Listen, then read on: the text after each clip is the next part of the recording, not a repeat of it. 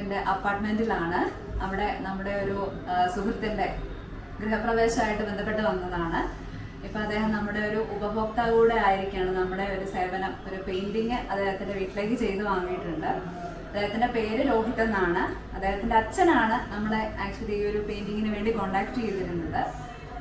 പെയിന്റിങ്ങിന്റെ ആവശ്യത്തിന് വേണ്ടി നമ്മൾ ഇവിടെ ഈ അപ്പാർട്ട്മെന്റ് വന്നിട്ടുണ്ടായിരുന്നു.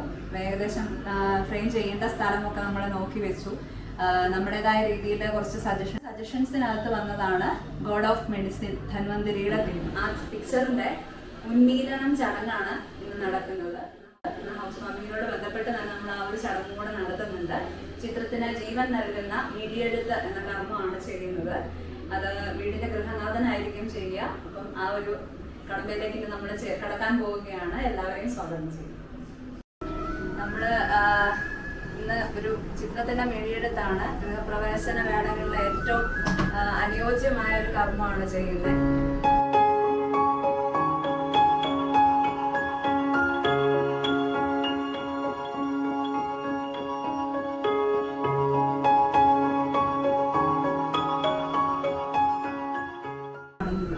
പാലാഴി മദനം എന്ന കോൺസെപ്റ്റ് തന്നെ ശരിക്ക് ഉണ്ടായിരിക്കുന്ന മനുഷ്യന്റെ മനസ്സിനെ, അവരുടെ മാനസിക പിരിമുറുക്കങ്ങളെയാണ് യഥാർത്ഥത്തിൽ ഇതിന്റെ ഒരു ആശയം എന്ന് പറയുന്ന ആ ഒരു തീമിൽ വരുന്നത്.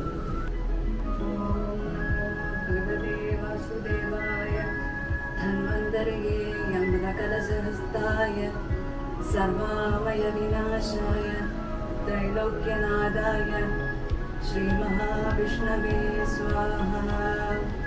വീട് നമ്മൾ താക്കോല് കൈമാറുന്ന പോലെ തന്നെ ഒരു പൂജനീയമായിട്ട് തന്നെ കണക്കാക്കേണ്ട ഒരു ദിവ്യമായ കാര്യം തന്നെയാണ് നമ്മൾ ചെയ്യുന്ന പെയിന്റിങ്സ്. പ്രത്യേകിച്ച് അതിൽ പറഞ്ഞിരിക്കുന്നത് ദൈവത്തെ പറ്റിയാണ്.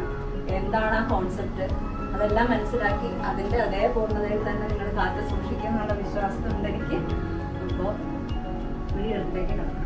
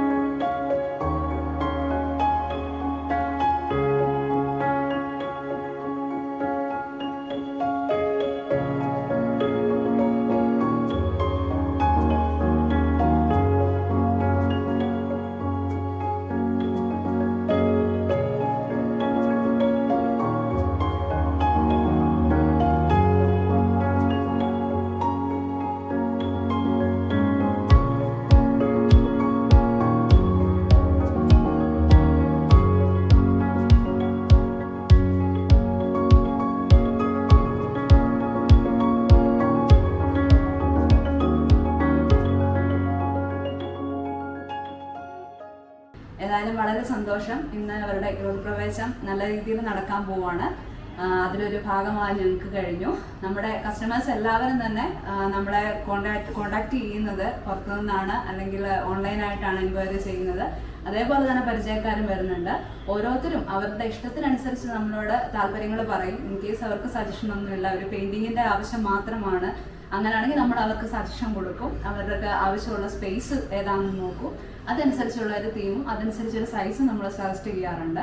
അപ്പം കൂടുതൽ വിവരങ്ങൾ അറിയണമെങ്കിൽ നമ്മുടെ വെബ്സൈറ്റിൽ നിങ്ങൾക്ക് സന്ദർശിക്കാം.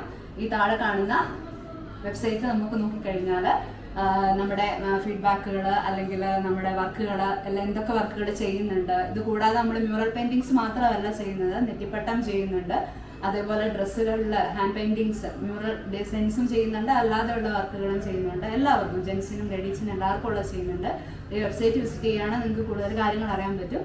അതോടൊപ്പം ഈ താഴെ കാണുന്ന നമ്പറിലും കോൺടാക്ട് ചെയ്താൽ നിങ്ങൾക്ക് ഡയറക്റ്റ് കാര്യങ്ങൾ അറിയാം. എല്ലാവർക്കും ഒരിക്കൽ കൂടി സ്വാഗതം, നന്ദി, നമസ്കാരം.